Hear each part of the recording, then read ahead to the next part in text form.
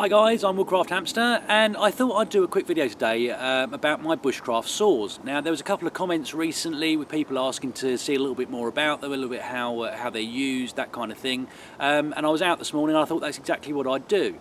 Now, just behind me, about here, you should be able to see a sort of fairly small fallen birch, and I thought that would make a nice test subject. So what I'm going to do, I'm just going to move the camera a bit closer in, and we'll run through a few basics. Right then guys, so this is the birch that we're going to be working on. This here is one of my bushcraft saws. This is my Silky Gomtaro straight bladed saw, and very good at cutting green or semi-green wood. Also I have this, which is the one I usually use if I'm not using this one, which is my Baco Laplander, again straight bladed, designed for cutting green or slightly green wood. And what I wanted to explain first of all is how these saws are designed to work. So basically they are designed to work on the pull cut rather than the push cut. And to show you what I mean, let me just turn this around a little bit into this fallen branch.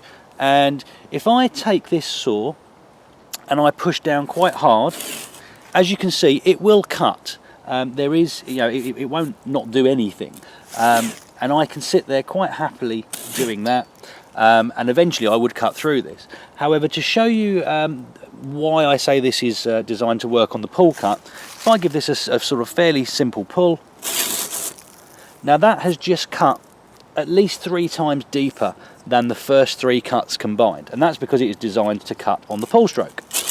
And what that allows you to do is sort of, you know, it's a real sort of economy of effort. It basically allows you to cut using the least amount of effort from your side to get the maximum amount of cutting force on the log. So really that was just point number 1. What I want to do, I'm just going to move the camera around a little bit, and I'll show you a couple of other things that may help you if you're coming out harvesting your own wood. So the next thing I think is really important when you're harvesting wood, whether it's for firewood, whether it's for carving purposes or what have you, is you need to bear in mind what the log you are cutting or the branch you're cutting into is going to do. One thing you really want to avoid, and this was one of the comments I had recently, is you need to avoid the branch pinching and basically trapping your saw.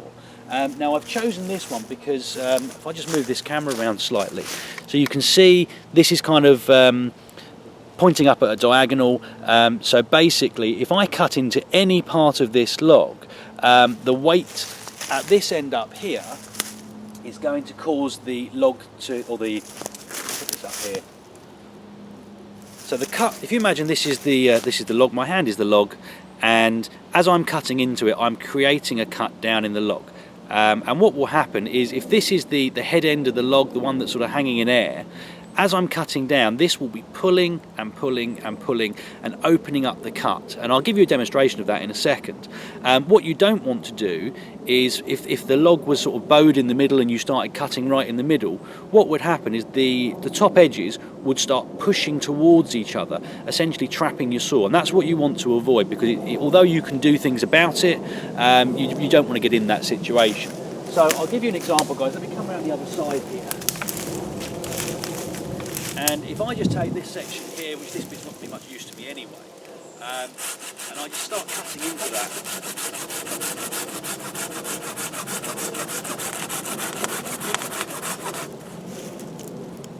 Now, let me bring the camera closer and I'll show you more what I mean sort of close up. Right guys, so I've got you a bit mobile with me now, but what I wanted to show you, and it's very difficult to try and do this, is this. Now, it's only it's a very minor opening, but you can see that the width of my blade here is actually thinner than the opening that I've cut. So in theory, where I've cut down on this, it should only be the thickness of my blade, but the added weight up this branch that's now pulling down on this cut is causing this to widen open.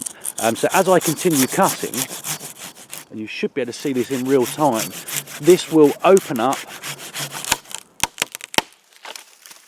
And that's exactly what should happen. Now, let me just move this camera back so I can see you guys.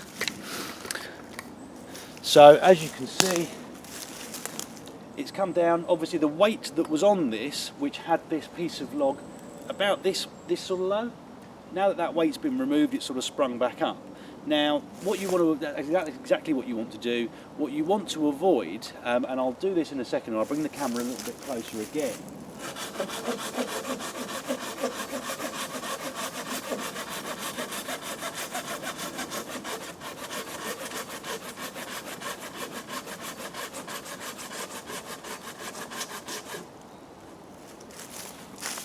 So now that the weight is not on sort of this side here, the cut that I've got here is much closer to the width of my saw blade, because there's nothing to cause this to split open.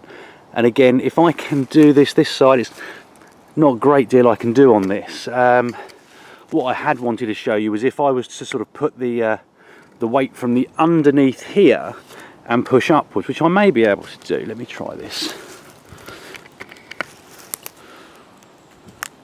Let me see if this will work. So hopefully you can sort of see a little bit there, the top edge of this. I just need to get this angle right. If I push down, I'm closing up the top edge, and all that will do is prevent my saw from coming back out and prevent me from being able to pull the saw backwards and forwards. So really guys, that was it. Just a short, quick little video on how I use my saw. You know, it's using it on the pull stroke and not the push stroke. Just allows you to economise the effort that you're putting in. And obviously, if you are cutting something like this, if you can get something like this that's fallen over and is sort of hanging in thin air, brilliant. Obviously, if you've got something that's got a sort of a U shape or a curve on it, avoid cutting in the middle. Because what will happen is basically it will pinch in on itself, it will trap your saw blade, and you won't be able to get your saw out without a lot of effort. Just if that ever does happen to you, and I won't give you a demonstration here, it's fairly simple. What you can do is basically take a small wedge of wood, drive it in above where it's trapped. That will open it up and at least allow you to pull your saw out. But anyway guys, hope it was useful. Hit like and subscribe if you'd like to see more, and I hope you'll all join me next time. Thanks guys.